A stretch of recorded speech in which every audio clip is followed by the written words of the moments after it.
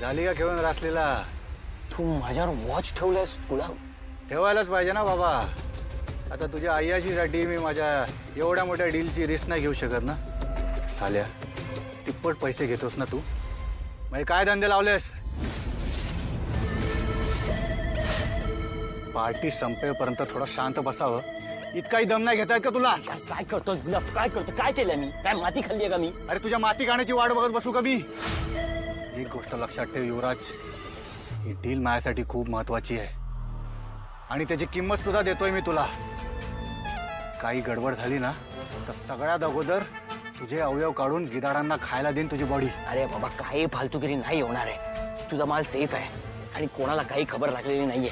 मी माझी personal life enjoy करतो. तुला काय प्रॉब्लेम काय? तुला मला काय कळत नाहीये. हा, एन्जॉय करतोय.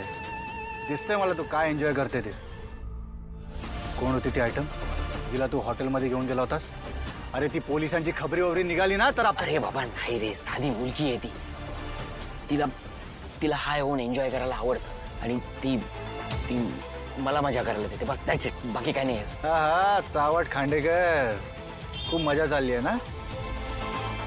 एक दिवस हीच मजा ना तुझ्या बुडाशी येईल. काही नाही होणार आहे गुलाब, काही नाही होणार आहे. तुझं काम होणार आहे, नीट होणार आहे. सगळा माल पण सेफ आहे. तुला काही कंपनी नाही तर जा ना. तुझी माणसं आहेत ना एवढी, त्यांना भेट. त्यांच्या लोक करत येतं कर. त्यांना मार, काप, जाळ गाडून टाक कुठेतरी. तू मला का म्हणजे बायकोच करू माझ्या मागे कटकट करायला? चल ना, माझी पर्सनल लाईफ, माझी पर्सनल स्पेस मला जरा एन्जॉय करायला दे ना. युवराज, गुलाबशी धंदा म्हणजे काय गोट्या खेळणं इतकं सोपं वाटलं का रे तुला? माझ्याबरोबर धंदा करताना ना हे सगळं पर्सनल लाईफ वगैरे विसरून जायचं, समजलं का?